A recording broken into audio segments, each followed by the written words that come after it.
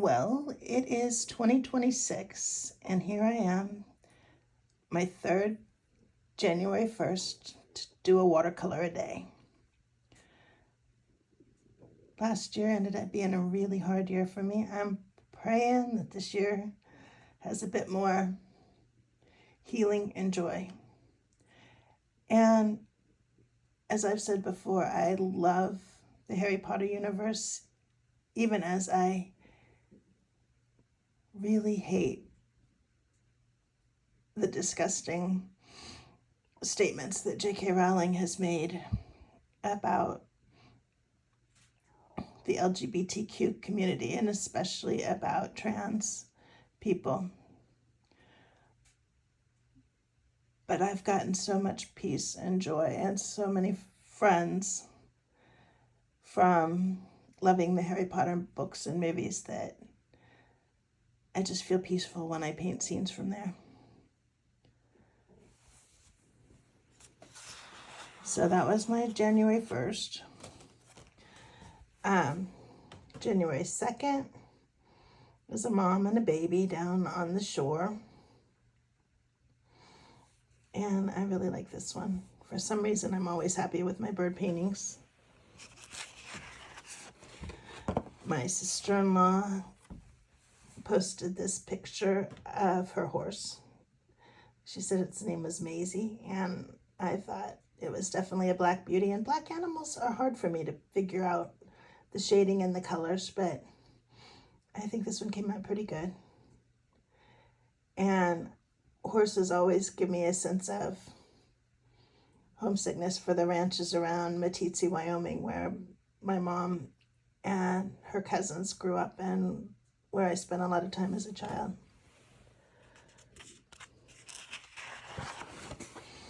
Then this one, kind of the shape of Heart Mountain, but basically based on a photograph of rocks underwater that I saw.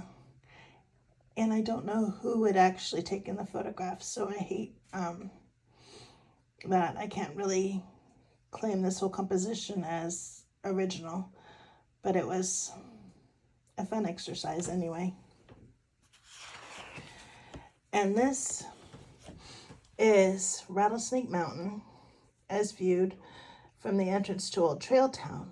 And Old Trail Town was this really cool, still is actually, place where a friend of my parents, Bob Edgar, and I have a painting of him here that my mom gave me because as a child, he was a sharpshooter when I was a child, and he would shoot a balloon out of his wife's teeth,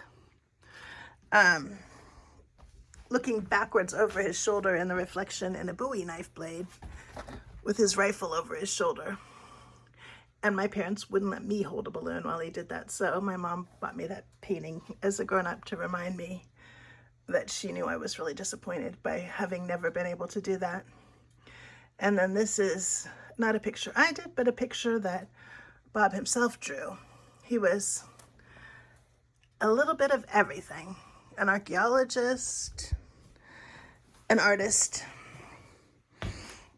someone who went up in the hills and took apart old buildings and cabins and brought them down to the chunk of land he owned by Cody, Wyoming, that had a bit of wagon ruts and a trail going through it. He built Old Trail Town there. He also found several things that made their way into the Buffalo Bill Historical Center.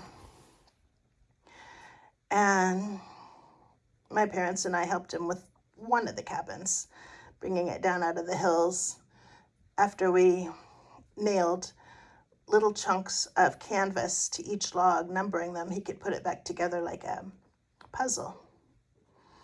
So this is Heart Mountain with the canyon behind and Old Trail Town in the foreground. I was feeling homesick. I haven't been back to Cody since my mom's funeral in 2018. And then this is the canyon with Rattlesnake Mountain again.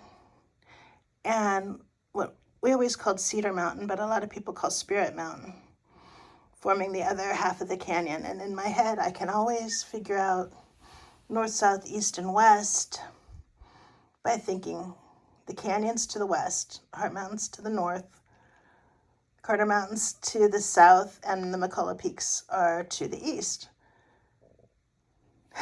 no matter where I am. I used to get lost on the highway driving from California back to Wyoming because I'd always want to get off heading west if I was going to Wyoming. And so I'd get turned around every time I took an exit at the interstate. Anyway, here is no specific place, just based on a Andrea Newton tutorial on YouTube. She's doing a practice book page every other day for 60 days. And the Northern Lights exercise looked like fun, so I tried this one because I love the Northern Lights, and I've painted them several times over the last couple of years. And then this, I don't know the name of the boat. I don't know the actual location. I got this picture off of the Photos Free for Artists to Use page on Facebook. And the actual photograph, there's so many snow-covered branches in the top half of the painting. And the ice is just perfectly reflective.